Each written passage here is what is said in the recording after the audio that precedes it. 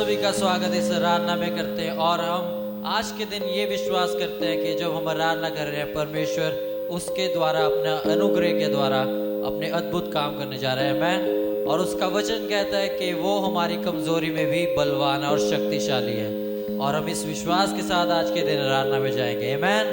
Hallelujah.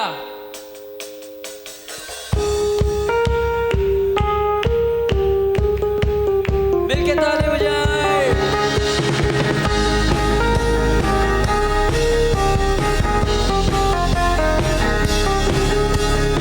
महाविश्वास योगे प्रभु बदलता पापी दिल को तू सुखदाई चरणों में चलाता हमको करुणा में कोई जुदा ना कर सके हमें उस करते लोगों की स्तुति कर तेरे बच्चों की स्तुति कर तेरे वाचे की प्रभु मिलके गाएं। तेरा अनुग्रह काफी है तेरा अनुग्रह काफी है तेरा अनुग्रह काफी है वो मेरे लिए तेरा अनुग्रह काफी है तेरा अनुग्रह काफी है तेरा अनुग्रह काफी है मेरे लिए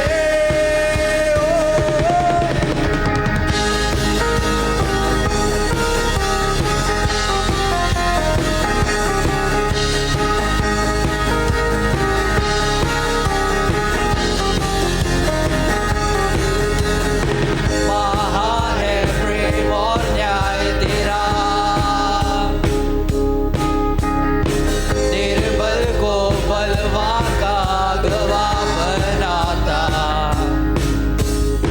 तू हमको तारक गीतों में चलाता और गाए जन तेरे प्रभु स्तुति कर तेरे लोगों की स्तुति कर तेरे बच्चों की स्तुति कर तेरे वाचे की प्रभु तेरा अनुग्रह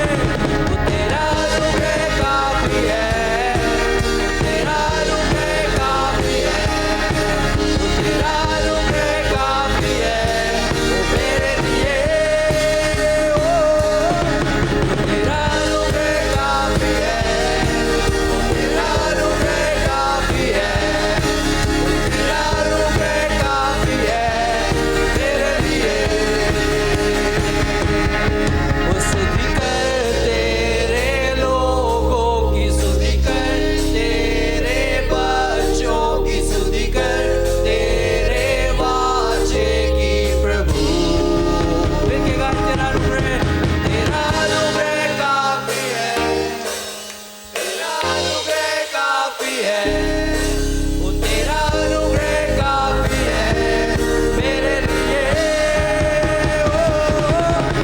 तेरा अनुग्रह काफी है स्वर्ग अब मेरे साथ है वो तेरा अनुग्रह काफी है मेरे लिए वो तेरा अनुग्रह काफी है डूबूं तेरे प्यार में वो तेरा अनुग्रह काफी है मेरे लिए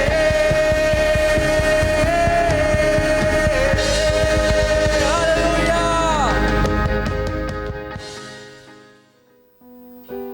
प्रभु आज की सवेरे हम तेरे चरणों में आए हैं प्रभु, अपने दिलों को लेके और लेकर हम स्तुति आए हैं प्रभु तेरे सामने।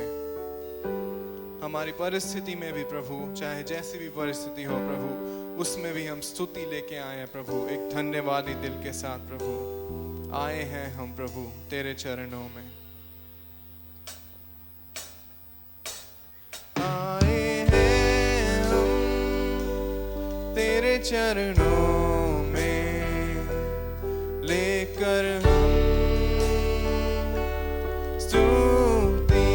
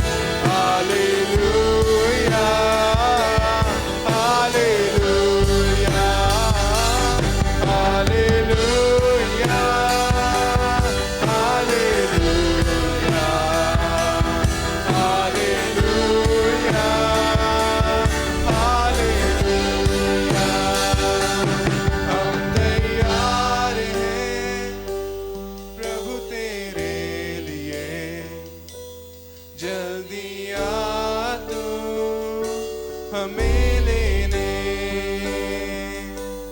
हम तैयार हैं प्रभु तेरे लिए। जल्दी आ तू हमें ले ले। Hallelujah hallelujah hallelujah hallelujah hallelujah hallelujah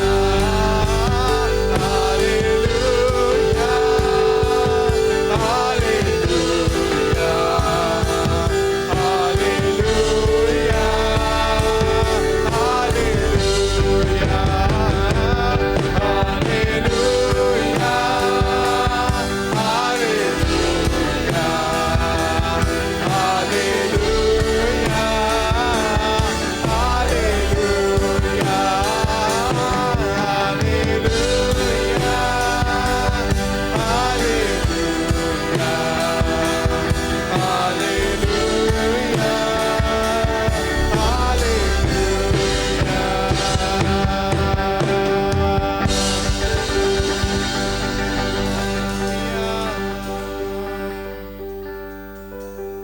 प्रभु हम तेरी स्तुति करते हैं प्रभु। इस समय में हमारी हर एक परिस्थिति को तू जानता है प्रभु, और इस समय में प्रभु हमें इतनी कृपा दे कि हम पवित्र आत्मा का सहारा ले सकें इस समय प्रभु। जब यहाँ पे हम हो सकते हैं, हमें कोई उम्मीद नहीं है, हमें नहीं पता आगे क्या होगा या कैसे भविष्य बढ़ेगा प्रभु, पर तू हमारे साथ है। हम उस उम्मीद में कायम हैं प्रभु, और हम उसी उम्मीद से आगे बढ़ते रहे प्रभु। अपने जीवन को दुख में नहीं, पर वो सुख जो तू देता है प्रभु, उसमें जी सके प्रभु। हम तेरे सामने आते हैं प्रभु। इस छोटी सी प्रार्थना को तेरे बेटे यीशु मसीह के नाम से मांगते हैं। आमेन आमेन। सभी को जय मसीह की। और आज मैं आप सभी से शेयर करना चाहती हूँ कि अगर आप एक आशीषित जीवन जीना चाहते हैं तो उसके लिए बहुत ज़रूरी है कि हम परमेश्वर की आज्ञाओं को मानें और वफ़ादारी से अपने दशवांश और भेंटों को परमेश्वर को दें। पिता हमारा बहुत ही भला है। हम सभी ने बाइबल को पढ़ा है, और उस बाइबल में साफ ये लिखा हुआ है कि जब परमेश्वर ने आदम और हवा को बनाया तो बहुत सारी आशीषें उन्हें दी, लेकिन उसी के साथ जब उन्होंने पाप किया तो परमेश्वर ने उस अदन की वाटिका से उन्हें निकाल दिया। अदन की वाटिका से निकालने से पहले परमेश्वर ने उनकी ज़रूरत को भी पूरा करा, क्योंकि जो उनके शरीर को ढकने के लिए ज़रूरी था कपड़े, वो परमेश्वर ने उन्हें दिए। ऐसा नहीं है कि हम परमेश्वर की आज्ञा को नहीं मानते तो परमेश्वर हमें त्याग देता है या हमारी ज़रूरतें पूरी नहीं करता। वो फिर भी हमसे प्यार करता है और हमारी ज़रूरतों को पूरी करता है, लेकिन अगर हम उसकी आज्ञा को मानते हैं तो वो हमें भरपूरी से आशीष देता है, और अगर नहीं मानते तो सिर्फ हमारी ज़रूरतें पूरी होती हैं, वो भी बड़ी मुश्किल से। और उस ज़रूरत में से भी शैतान कब, कैसे, कहाँ से चुरा कर ले जाता हमें खुद भी नहीं पता लगता। हम सभी ने अपनी लाइफ में देखा होगा कि कई बारी आर्थिक तंगी के कारण हम परमेश्वर को दे नहीं पाते, लेकिन जो हमारे पास बचता है उसमें से भी हमारे पास नहीं रह पाता।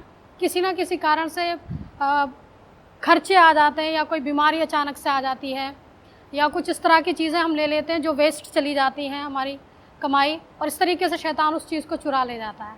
और अगर हम परमेश्वर की आज्ञा को मानते हैं, उस थोड़े से में से भी परमेश्वर को देते हैं, तो जो थोड़ा भी हमारे पास बचता है वो शैतान चुरा नहीं सकता, क्योंकि उसमें परमेश्वर की आशीष होती है और परमेश्वर का वायदा हमारे जीवन में पूरा होता है। तो मैं यही कहूँगी कि चाबी हमारे हाथों में है, चुनाव हमारा है। यदि हम परमेश्वर को वफ़ादारी के साथ अपना दशवांश और भेंट देंगे तो परमेश्वर से भरपूर आशीष को पा सकते हैं। अगर नहीं देंगे तो हम अपने जीवन को सिर्फ एक गुजारा ही कर पाएंगे, तंगी और मुसीबत को झेलते ही रहेंगे। तो चुनाव हमारे हाथों में है। आइए हम मिलकर प्रार्थना करें। पिता, हम आपका धन्यवाद करते हैं परमेश्वर कि आपने हमारी हर ज़रूरत को पूरा करा। हम आपके वफ़ादार रहे तब भी और नहीं रहे तब भी, लेकिन पिता हम अपने जीवनों को आज फिर से आपके हाथों में देते हैं और प्रार्थना करते हैं कि पिता आज के बाद हम हर समय वफ़ादारी से अपने दशवांश भेंटों को आपके हाथों में देंगे, ताकि परमेश्वर हम एक आशीषित जीवन जी सकें, क्योंकि आप भी ये चाहते हो कि आपके बच्चे एक आशीषित जीवन जिएं। धन्यवाद करते हैं प्रभु जी, और इस प्रार्थना को हम यीशु मसीह के नाम से मांग लेते हैं, आमीन। ये सूचनाओं का समय है, तो ध्यान से सुने। मैं सभी पेरेंट्स को और बच्चों को ये कहना चाहती हूँ कि बच्चों की कलीसिया संडे शाम को होती है, तो अपने आसपास के इलाके के टीचर्स को कांटेक्ट करें, और ज़रूर अपने बच्चों को, और बच्चे खुद संडे चर्च ज़रूर आएँ, परमेश्वर के वचन को सीखें। मैं ये ज़रूर कहना चाहूँगी कि बहुत सारी बातें हैं जो हमें बाहर निकल के ऑटोमेटिकली बुरी बातें बच्चे सीख जाते हैं, लेकिन सिर्फ एक कलीसिया या संडे चर्च है जो परमेश्वर की सच्ची और परमेश्वर की बातों को बताता है, जिससे बच्चे एक अच्छा जीवन जी सकते हैं, एक अच्छे व्यक्ति बन सकते हैं। और दूसरी, पास्टर संजीता हर मंगलवार को 2:30 बजे फेसबुक पर लाइव होंगी, तो आप ज़रूर उनके वचन को सुने, परमेश्वर जो भी उनके द्वारा बातें करता है और आशीष पाएँ। और कलीसिया में जितनी भी मीटिंग्स होती हैं उन सभी मीटिंग्स को आप ज़रूर अटेंड करें, व्हाट्सएप ग्रुप से जुड़े रहें, और जब भी आपको मीटिंग्स के बारे में बताया जाता है तो उन मीटिंग्स को ज़रूर अटेंड करें। Thank you. शालोम। एक और बार प्रभु के वचन को बांटने का जो मौका आपके साथ मिला है, इसमें मैं एक बहुत ही बड़ी सौभाग्यता समझता हूँ, और कुछ बातें हैं जो आपसे आज के दिन बांटना चाहूँगा। पर उससे पहले शायद हम सबके मनों में एक विचार होगा कि कब हम दोबारा इस तरीके से मिल सकते हैं। हमारी भी कोशिश है, बल्कि इसी शुक्रवार को जो हमारे इलाके का थाना है वहाँ जाकर बातचीत भी की और पूछा कि सरकार की ओर से क्या आदेश है इकट्ठे होने का, और उन्होंने यही कहा कि अभी 25 या 30 लोग ही इकट्ठे हो सकते हैं, और वो भी हफ्ते के दौरान, और एतवार वाले दिन अभी भी लॉकडाउन करके ही सरकार ने कहा है। तो क्योंकि केसेस भी बढ़ रहे हैं, हम यही चाहते हैं कि अभी ऐसे ही ऑनलाइन के माध्यम से हम प्रभु के आराधना का सारा कुछ हम प्रसारण करें। वही नहीं, पर हफ्ते के दौरान भी आप सबसे मिलना चाहेंगे। बल्कि पिछले हफ्ते तक पास्टर डेब्रा के द्वारा भी बहुत ही अच्छी शिक्षा हमें पवित्र आत्मा के बपतिस्मा के ऊपर मिला, और ऐसे सब जब होता है हम आपसे यही विनती करेंगे कि कृपया टाइम निकाल कर आप ज़रूर से शामिल होइएगा, क्योंकि ये आप ही के उन्नति के लिए है। तो प्रभु के वचन की ओर हम इस समय ध्यान देंगे।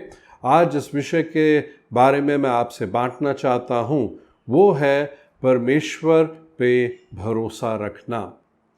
कहीं ना कहीं अगर हम देखें अपने जीवन में, एक विश्वासी होते हुए बहुत बार एक अविश्वासी का एक जीवन हम जीते हैं, और कलीसिया भी जाते हैं, प्रभु के वचन का प्रचार भी हम सुनते हैं, और फिर हम एक तरीके से एक अविश्वास का जीवन भी जीते हैं। आपके सामने मैं 2 ऐसी कहानियाँ आपके सामने रखना चाहूँगा, और कहानी ही नहीं है पर सच्ची घटनाएं हैं। और पहली घटना तो प्रभु के वचन में से ही है, जहाँ पर हम अब्राहम के जीवन के बारे में जब देखते हैं, परमेश्वर ने अब्राहम को वायदा किया कि मैं तुम्हें आशीष दूंगा, मैं तुम्हें एक बड़ा कौम बनाऊंगा, आशीष दूंगा और एक आशीष का कारण भी बनाऊंगा। इस वायदे के साथ वो पकड़ता हुआ कुछ समय हो गया, कुछ साल ही बीत गए, पर जब देखा कि कुछ हो नहीं रहा, उसके पत्नी ने, सारा ने ये कहा कि ऐसे करो, ये मेरी दासी है, तुम उसके साथ रिश्ता रखते हुए उसके द्वारा जो भी बच्चा होगा वो हमारा बच्चा करके हम उसका पालन करेंगे। अब उस समय में अगर पत्नी को बच्चा नहीं हुआ करता था तो वो अपने दासी को देती थी, और पति दासी के साथ रिश्ता रखकर जो बच्चा होता था उसे अपना बच्चा करके माना जाता था। तो अभी हुआ क्या कि उन्होंने अपना जो भरोसा अपने समझ पे रखने के कारण उसका नतीजा आज भी दुनिया भुगत रही है। एक और ऐसे एक नौजवान बहन के बारे में आपसे कुछ बांटना चाहूँगा।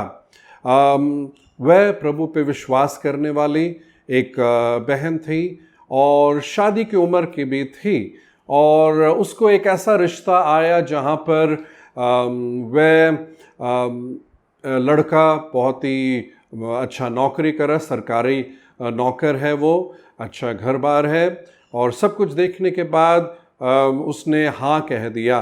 पर एक बहुत बड़ी दिक्कत वहाँ पे ये थी कि वो लड़का विश्वासी नहीं था। एक तरफ सब चीज़ें अच्छी लग रही हैं, पर दूसरी तरफ एक मुख्य बात कि वो विश्वास में ना होने के कारण आज वो बहन आप विश्वास में नहीं है, और एक तरीके से उसकी हालत भी अच्छी नहीं है।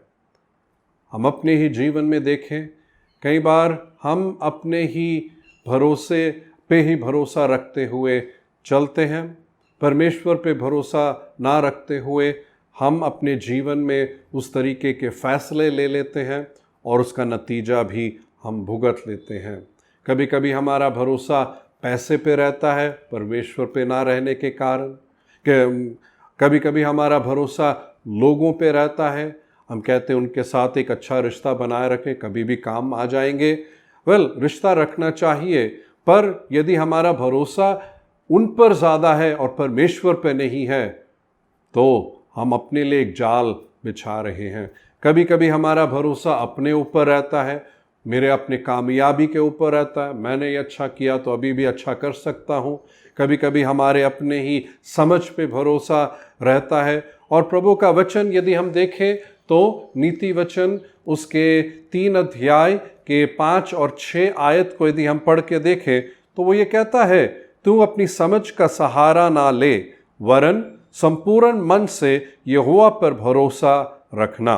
6 आयत कहता है, उसी को स्मरण करके सब काम करना, तब वह तेरे लिए सीधा मार्ग निकालेगा।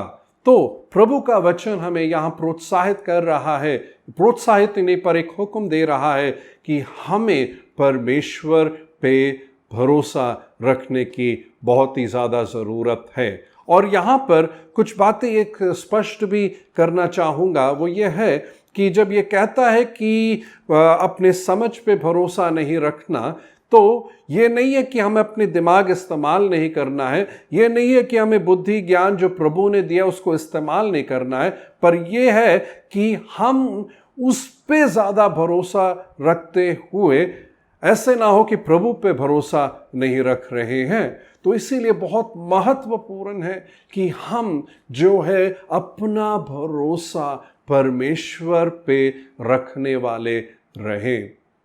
अपने ही जीवन को देखें तो हम शायद बुरा नतीजा निकला क्योंकि प्रभु पे हमने भरोसा नहीं रखा। एक और मुख्य प्रश्न जो हमारे मन में उठता है, क्यों प्रभु पे भरोसा रखना? अगर आप मुझसे ये प्रश्न पूछेंगे तो मैं ये बताऊंगा कि क्यों प्रभु पे भरोसा रखना, वो इस करके क्योंकि हमारा परमेश्वर सर्वशक्तिमान सर्वज्ञानी परमेश्वर है। हमारे जीवन में क्या होने वाला है वो हमारा परमेश्वर जानता है अच्छे से।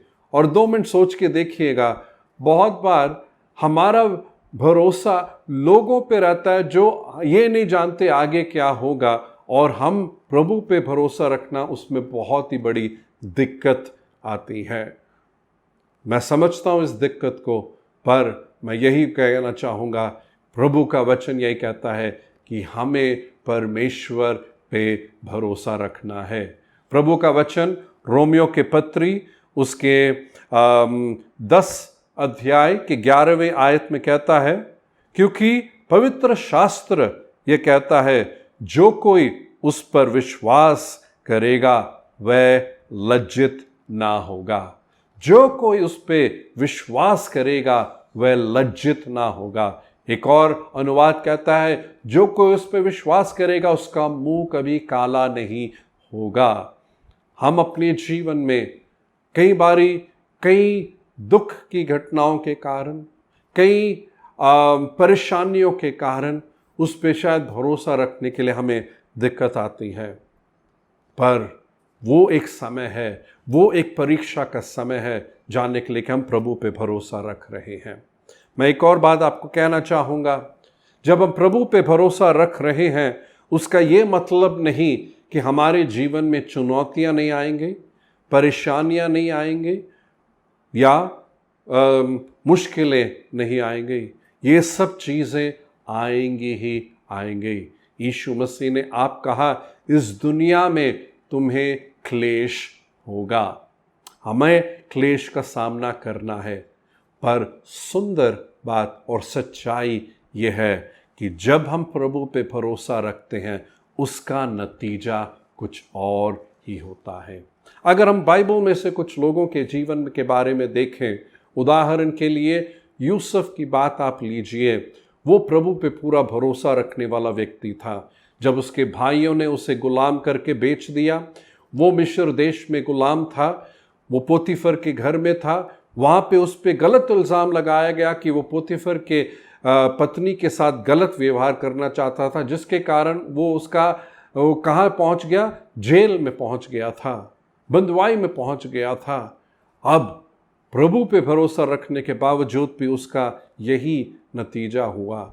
हम देखते दानियल, जिसने प्रार्थना जो कर रहा था, प्रार्थना करने के कारण बाकी लोगों ने कहा कि अगर राजा के मूर्ति के सामने कोई भी अपना सिर नहीं झुकाएगा, उसको सिंह के गुफा में डाल दिया जाएगा करके कहा गया। और वो क्यों वो राजा के सलाहकारों ने ये सलाह राजा को दी? उनके मन में एक ही व्यक्ति था, वो था दानियल जो 3 बार प्रार्थना करता था, प्रार्थना कर रहा था। उसका नतीजा ये हुआ था।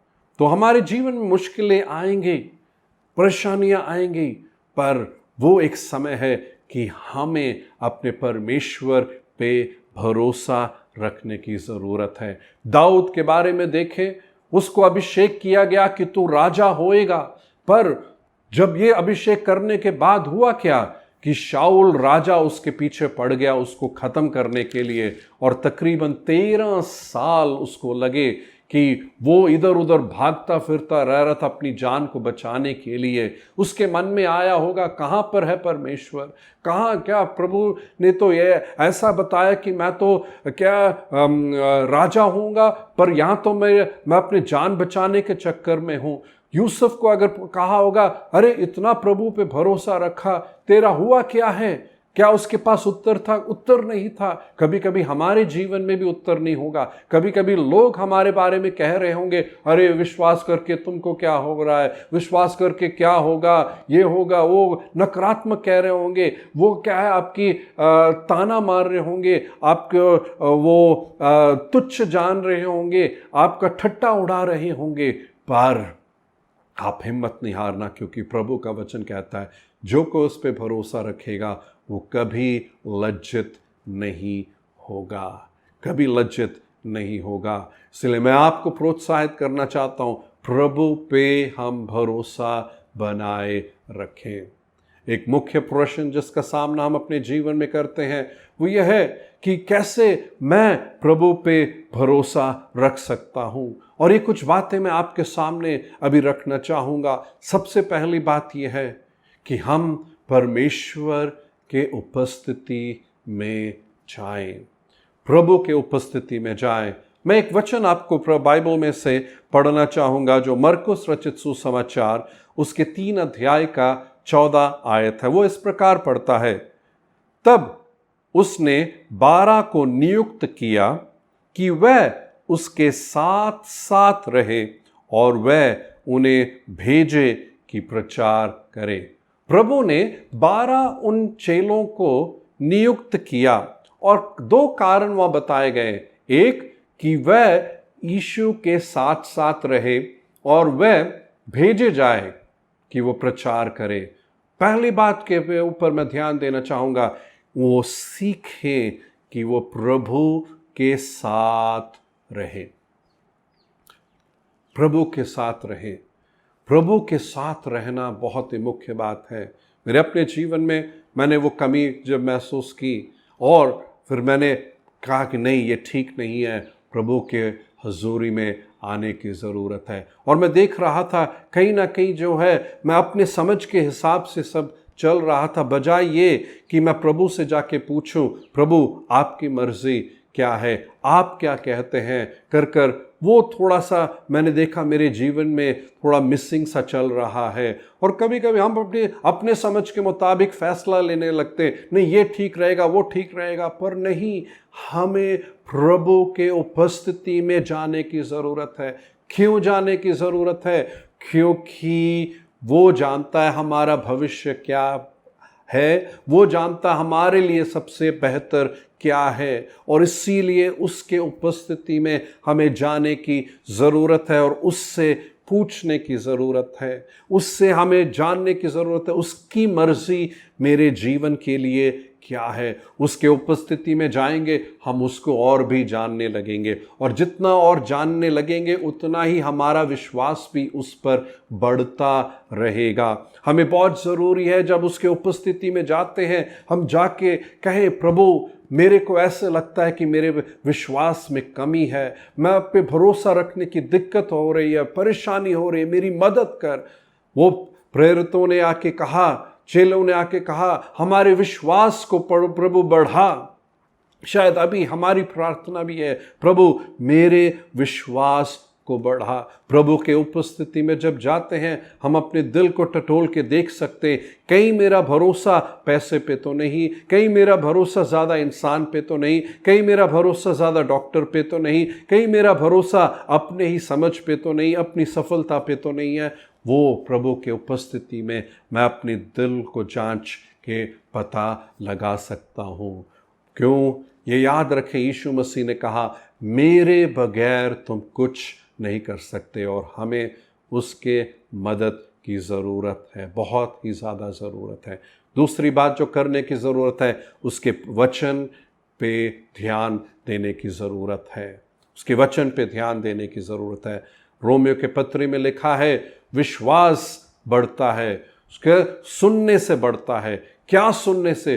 प्रभु के वचन को सुनने से बढ़ता है। हमें विश्वास की कमी महसूस हो रही है तो उसके वचन को ले, उसके वचन को पढ़े, उसके वचन को सुने, उसके साथ अपने उस वचन को अपने दिल में हम बसा ले, उसके वचन को मदद के लेकर अपने मन को नया करे, उसके वचन पे हम भरोसा रखें। जो एक अंग्रेजी भजन कहता है, standing on the promises of God, परमेश्वर के वायदों को लेकर खड़े होना हमें अपने जीवन में सीखने की ज़रूरत है। और इफिसियों के पत्री उसके 6 अध्याय में अगर हम उस युद्ध के बारे में पढ़ते हैं तो हम उसमें एक बात देखते हैं, उसमें कहा गया है कि हमारे युद्ध में हमें विश्वास का हमें धार्मिकता की जिलम, विश्वास का ढाल है, मुक्ति का टोप है, और जो है कि सुसमाचार प्रचार करने के जूतों के बारे में कहा गया। और क्या है? विश्वास का तलवार जो प्रभु का वचन है, वो जो आत्मा का तलवार जो प्रभु का वचन है, उसको लेकर हमें लड़ना है। इन सब चीज़ों में हम देखें, एक ही ऐसा हथियार है हमला करने के लिए, और वो है प्रभु का वचन। और उस वचन को हम जितना जानेंगे, याद रखें, वो ही मदद करेगी प्रभु से अगुवाई पाने के लिए भी। बाइबल कहते हैं पवित्र आत्मा है जो हमें सारी सच्चाई याद दिलाएगा। याद दिलाने का मतलब वो हमारे अंदर है तो पवित्र आत्मा याद दिला सकता है।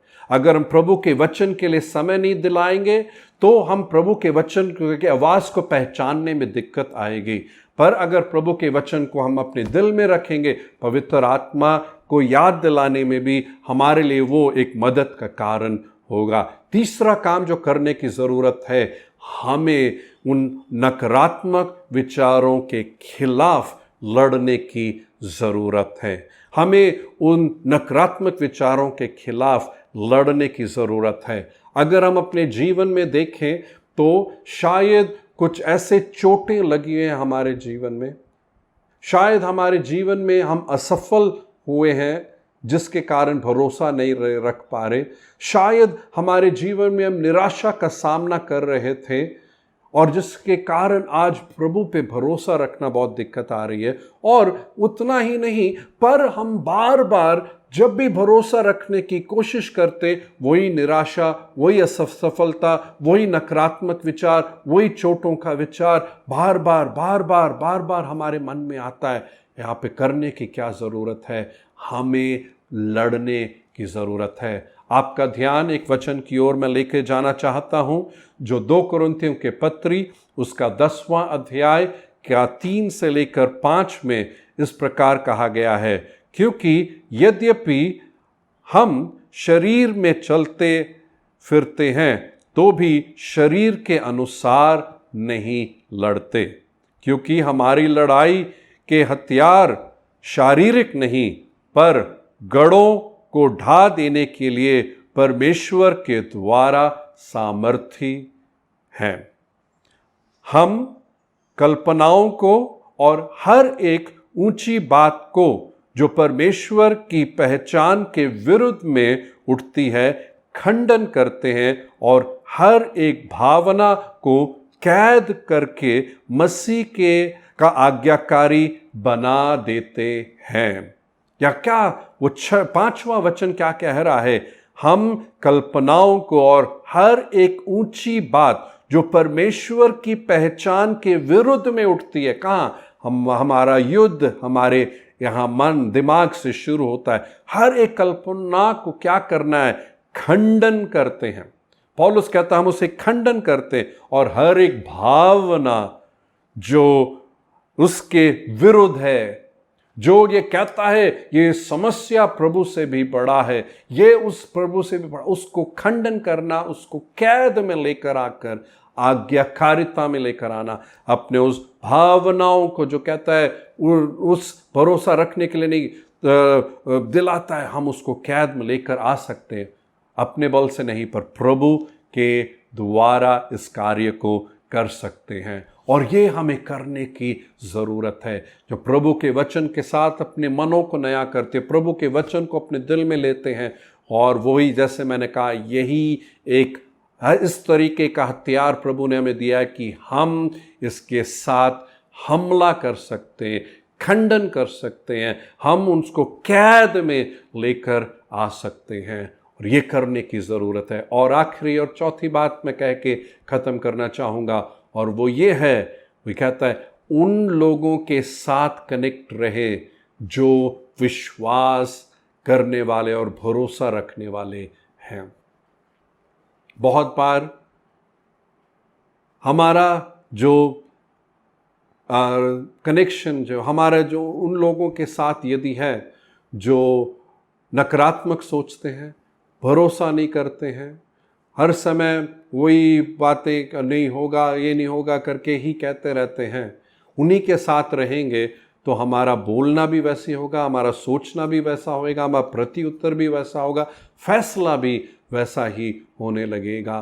तो इसीलिए बहुत ज़रूरी है कि हम उन सही लोगों के साथ जुड़े रहें जिनके अंदर वो विश्वास, जो प्रभु पे भरोसा रखते हैं, क्योंकि जैसा संगत वैसा रंगत, वैसे ही हम बन जाएंगे। इसलिए बहुत ज़रूरी है कि हम उन लोगों के साथ जुड़े रहे जिनके अंदर वो विश्वास है, क्योंकि उन लोगों के साथ जुड़े रहेंगे हम, वो प्रभु का वचन हमें बताएंगे, वो अपने जीवन से वो बातें बताएंगे कि कैसे प्रभु ने मदद किया, वो अपने उन सारे वायदों को याद दिलाएंगे कि हाँ नहीं तुम कर सकते हो, तुम कर सकते हो, प्रभु हमारे साथ है, प्रभु हमारी मदद करेगा करके। तो उन लोगों के साथ जुड़ के रहने की बहुत ज़रूरत है।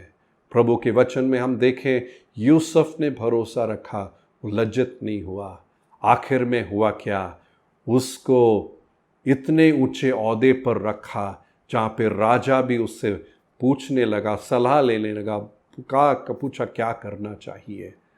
प्रभु ऐसे कार्य करेगा। दाऊद बेशक 13 साल इधर भागता फिरता रहा, पर आखिर में वो राजा बन गया था। दानियल ने बेशक क्या है सिंह के सामने खड़ा होना पड़ा, पर परमेश्वर ने उसके उन सिंहों के मुंह को बंद कर दिया था। शाद्राक, मेशक, आबेदनेगो, उन्होंने प्रभु पे भरोसा रखा, वो उसी तरीके से क्या है, प्रभु ने उनको बचाया। तरफ ये बात है, पर मैं ये कहना चाहूँगा, हम भी प्रभु पे भरोसा रखने वाले रहे। नतीजा चाहे कुछ भी हो जाए, पर एक बात इस वचन को हम हमेशा याद रखें जो बहुत ही ज़रूरी है, और वो है रोमियो की पत्री 8:28। और ये एक वचन हमें हमेशा याद रखना। क्या कहता है? और हम जानते हैं कि जो लोग परमेश्वर से प्रेम रखते हैं उसके लिए सब बातें मिलकर भलाई ही को उत्पन्न करती है, अर्थात उसी के लिए जो उसकी इच्छा के अनुसार बुलाए हुए हैं। हम उस प्रभु पे भरोसा रखेंगे तो ये वचन को लेकर हम कह सकते हैं, चाहे कुछ भी इस समय मुश्किल लग रहा है, कठिनाई लग रही है, समझ नहीं आ रहा है, मैं आपको कहना चाहूँगा, आप प्रभु पर को प्यार करते हैं, प्रभु ने आपको बुलाया, आप प्रभु पे भरोसा रख रहे हैं, आप लज्जित नहीं होंगे। वो जो कुछ हो रहा है आपके भलाई के लिए उत्पन्न जरूर होगा, भलाई के लिए उत्पन्न होगा। मैं आपको प्रोत्साहित करना चाहता हूँ, प्रभु पे भरोसा रखो, आप कभी लज्जित नहीं होंगे। अपनी आंखों को बंद करेंगे, हम प्रार्थना करेंगे। प्यारे स्वर्गीय पिता, प्रभु यीशु के नाम में आपके हुजूरी में आते हुए प्रभु प्रार्थना करते हैं, परमेश्वर आप पे भरोसा रखना हमारे लिए बहुत ज़रूरी है। और इस समय अपने आप को भी समर्पण करते हुए हर एक के लिए मैं प्रार्थना करता हूँ, हमारी मदद प्रभु करना कि हम आप पे भरोसा रख सकें। खास तौर पे जब मुश्किल का समय होता है, जब हमें समझ नहीं आता है, जब हमें दिखता नहीं आगे क्या रास्ता होगा, हमें कुछ नहीं पता लगता है, उस समय भी आप पे भरोसा रखने की मदद कर। हम प्रभु अपने समझ पे ना भरोसा रखें, अपने ताकत पे ना भरोसा रखें। अब हमारा भरोसा आपसे ज़्यादा लोगों पे ना रहे, हमारा भरोसा आपसे ज़्यादा पैसे पे ना रहे प्रभु, पर आप पर ही रह सके। हमारी मदद कर प्रभु। परमेश्वर, हर एक की मदद करना मैं प्रार्थना करता हूँ। हम हर एक अपने जीवन में ये अनुभव करके जान सके, हाँ प्रभु पे भरोसा रखना, आपके उपस्थिति में आए, आपके वचन को ले प्रभु, हम उन नकारात्मक विचारों को खंडन करें परमेश्वर, और उन सही लोगों के साथ हम जुड़े रह सके प्रभु। अनुग्रह दे प्रभु, और आशीष दे प्रभु। जो लोग इस संघर्ष से गुजर के जा रहे, भरोसा रखने की दिक्कत आ रही है, आपका हाथ इनके जीवन में रहे, विश्वास हमारा बढ़ा प्रभु, अनुग्रह दे। यीशु के नाम में प्रार्थना करते हैं, आमेन। प्रभु यीशु मसीह का अनुग्रह, पिता परमेश्वर का प्यार, पवित्र आत्मा की संगति हम सबके साथ आने वाले हफ्ते यीशु के आगमन तक बनी रहे। आमेन, आमेन। शालोम।